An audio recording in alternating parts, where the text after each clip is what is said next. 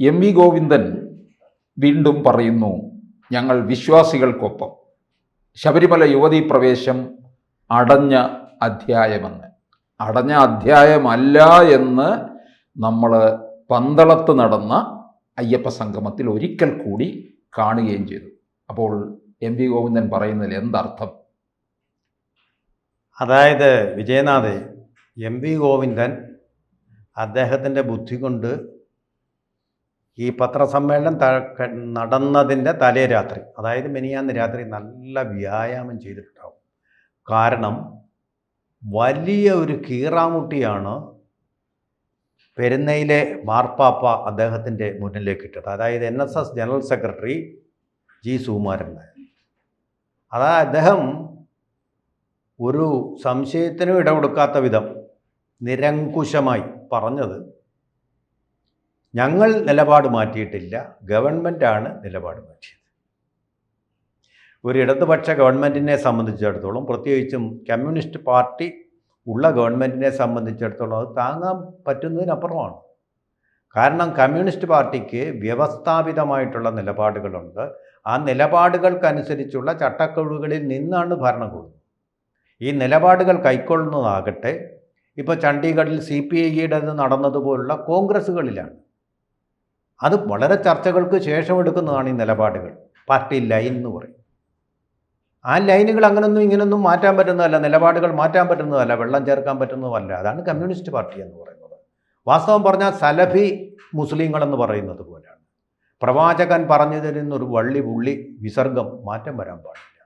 ഹദീസുകൾ പറഞ്ഞത് അതുപോലെ അനുവർത്തിക്കണം, ഏത് കാലാവസ്ഥയിലും ഏത് രാജ്യത്തും ഏത് ഇക്കോസിസ്റ്റത്തിലും എന്ന് പറയുന്ന പോലൊരു പാർട്ടിയാണ് ആ കമ്മ്യൂണിസ്റ്റ് പാർട്ടി.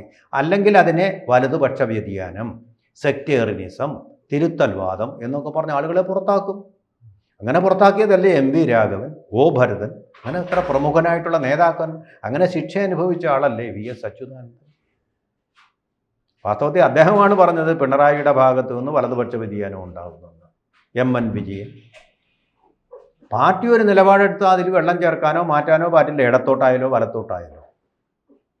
അതാണിപ്പോൾ ഫ്യൂഡലിസം അല്ലേ ഫാഷിസം സംബന്ധിച്ച് നവഫാഷിസമാണെന്ന് കമ്മ്യൂണിസ്റ്റ് പാർട്ടി ഓഫ് ഇന്ത്യ മാർക്സിസ്റ്റും, അല്ല തനി ഫാസിസമാണെന്ന് ഇപ്പോഴും ചണ്ഡീഗഡിൽ നടന്ന കോൺഗ്രസ്സിലും കമ്മ്യൂണിസ്റ്റ് പാർട്ടി ഓഫ് ഇന്ത്യയും പറഞ്ഞിരിക്കുന്നത്.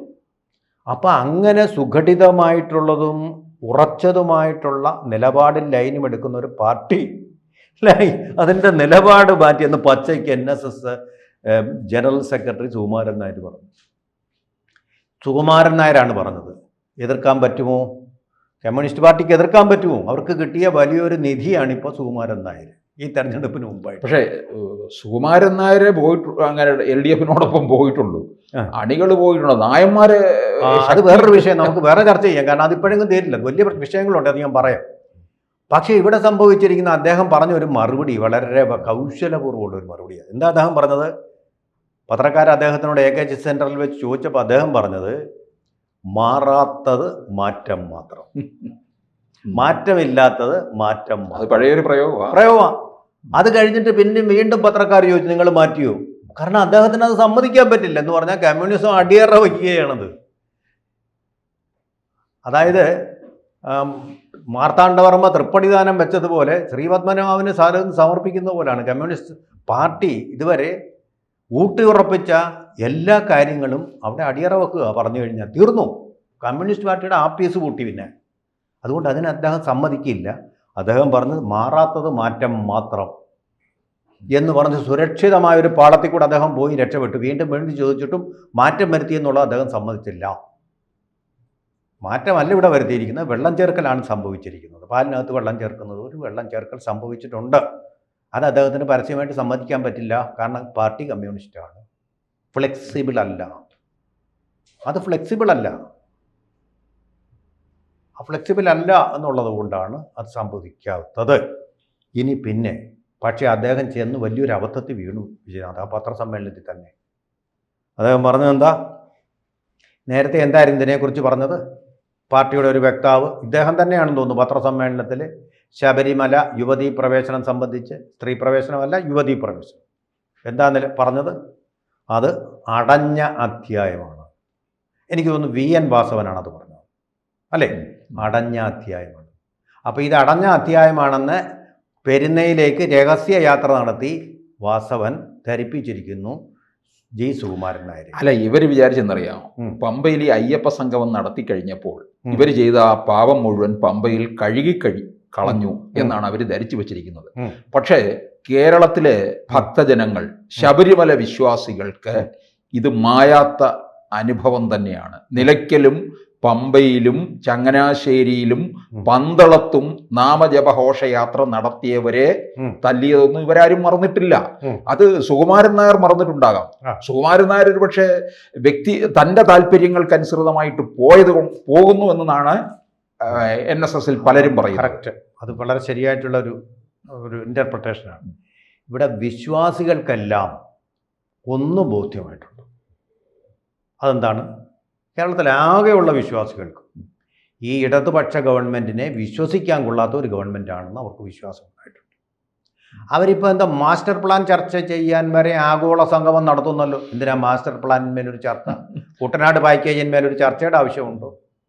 കാരണം വളരെ സുഘടിതമായിട്ടും വിശദമായിട്ടും പഠിച്ച് സമർപ്പിച്ചതാണ്. കോടതി വിധിയെപ്പറ്റി ഒരു ചർച്ചയുടെ ആവശ്യമുണ്ടോ? അത് നടപ്പാക്കുന്നത് എങ്ങനെയെന്നുള്ളത് ചർച്ച ആവശ്യമുള്ളൂ. മാസ്റ്റർ പ്ലാനിൻ്റെ കാര്യത്തിൽ അങ്ങനെയുള്ള ഏതെങ്കിലും വിദഗ്ധരുണ്ടായിരുന്നോ? ഇപ്പോൾ പറയുന്നത് എന്താണെന്ന് അറിയാം. അങ്ങനെ വിദഗ്ധർ ഉണ്ടായിരുന്നെങ്കിൽ പിന്നെ ഇനി വിദഗ്ധന്മാരുടെ ഒരു സമ്മേളനം നമ്മൾ ഒക്ടോബറിൽ വിളിച്ചു കൂട്ടുമോ? പിന്നെന്തിനാണ് ഈ സമ്മേളനം? അവിദഗ്ധരെ വെച്ചൊരു സമ്മേളനം, പിന്നെ വിദഗ്ധരെ വെച്ച് സമ്മേളനം, അതിന് 7 കോടി, മൊത്തം 15 കോടി രൂപ കേരളത്തിൻ്റെ ഖജനാവിൽ നിന്ന് കൊടുക്കാൻ വേണ്ടി. എന്തൊരു മണ്ടത്തരങ്ങളൊക്കെയാണ് വിളിച്ചു പറയുന്നത്. അപ്പോൾ ഇത് ശരിയായില്ല. അപ്പോൾ ഇനി ആളെ കൂട്ടി. പന്തളത്തേത് കണ്ടപ്പോൾ ഇവരൊന്ന് ചമ്മി. പന്തളത്തെ ഭയാനകമായ ആൾക്കൂട്ടത്തെ കണ്ട് CPM ഒന്ന് വിറച്ചു കഴിഞ്ഞപ്പോൾ ഇനിയും ഏതെങ്കിലും അവർക്കും മനസ്സിലായി ഈ പമ്പയിൽ പോയാൽ വോട്ട് കിട്ടുകയില്ല. കാരണം അവിടെ പുലിയും കടുവയും കാട്ടുപന്നിയും ഒക്കെ ഉള്ളൂ. അവരുടെ വോട്ട് കിട്ടിയിട്ട് കാര്യമില്ല. അതുകൊണ്ട് ഇനി നല്ലൊരു സ്ഥലത്ത്, BJPയുടെ സ്വാധീനമുള്ള സ്ഥലത്ത് ആളെ കൂട്ടി ഒരു പ്രകടനം കാഴ്ചവെക്കാം, ഒരു സെമിനാർ ഇനിയും നടത്താമെന്ന്.